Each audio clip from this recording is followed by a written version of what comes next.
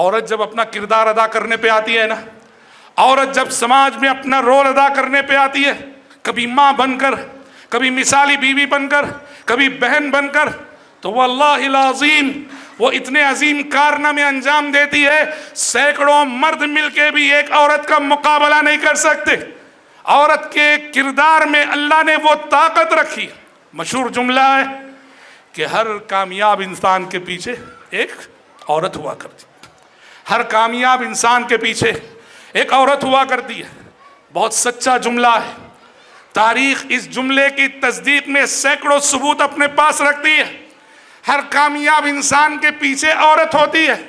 آج جن بڑی بڑی ہستیوں کے نام ہم لیتے ہیں، آج ہم جن بڑی بڑی ہستیوں کی قربانیوں کو یاد کرتے ہیں، اور آج ہم جن بڑی بڑی ہستیوں کی خدمات کو خراج تحسین پیش کرتے ہیں، آپ نہیں جانتے یا بہت کم لوگ جانتے ہیں ان عظیم ہستیوں کے پیچھے عورت کا کردار مضمر ہے۔ عورت کی مثال کیسی جانتے ہیں؟ فاؤنڈیشن کا پتھر ہے وہ، بنیاد کا پتھر ہے وہ۔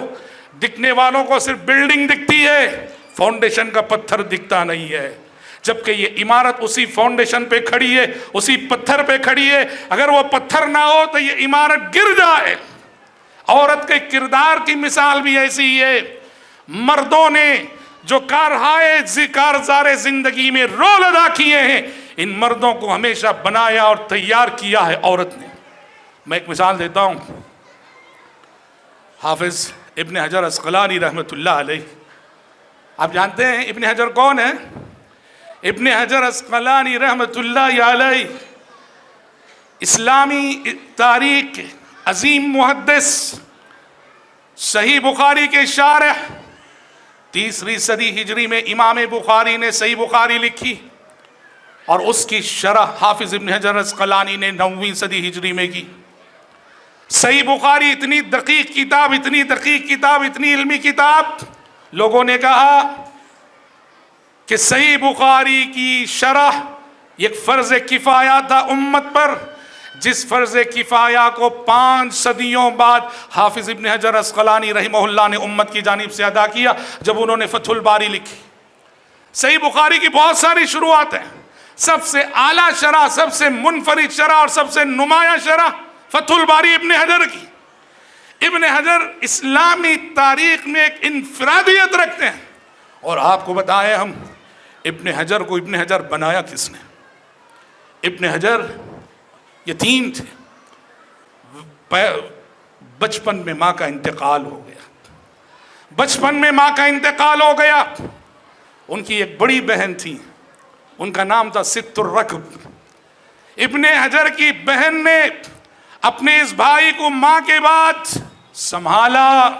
واقعتاً بہت سارے گھرانوں میں بڑا بھائی، کبھی باپ جب چلا جاتا ہے تو بڑا بھائی باپ کی جگہ لے کر باپ کا کردار ادا کرتا ہے، اور ویسے ہی بہت سارے گھرانوں میں ماں جب بچپن میں رخصت ہو جاتی ہے تو بڑی بہن وہ ماں بن کے جو ہے اپنی ذمہ داری ادا کرتی ہے۔ ابن حجر کو بنانے میں، سنوارنے میں، نکھارنے میں، پڑھانے میں، انہیں تراشنے میں، انہیں تراش کر ہیرا بنانے میں ان کی اس بہن ست الرکب کا کردار ہے۔ ابن حجر اپنی اس بہن کے بارے میں کیا لکھتے ہیں جانتے ہیں؟ چھوٹا سا جملہ کہا ابن حجر نے، لیکن اس چھوٹے سے جملے میں جو جذبات مضمر ہیں اپنی بہن کے لیے، ابن حجر نے اپنی بہن کو خراج تحسین پیش کرتے ہوئے کہا، یہ میری بہن نہ تھی، وہی امی بعد امی، وہ میری ماں کے بعد میری دوسری ماں تھی۔ وہی امی بعد امی، میری ماں کے بعد میری دوسری ماں تھی۔ ست الرکب نے ابن حجر کو بنایا ہے۔ ابن حجر جیسی شخصیت امت کو ایسی ہی مائیں، ایسی ہی خواتین، ایسی ہی بہنیں دیا کرتی ہیں۔ عورت بہت عظیم ہوتی ہے، بہت عظیم ہوتی ہے، جب وہ اپنا کردار ادا کرنے پر آئے، جب اپنا رول ادا کرنے پر آئے۔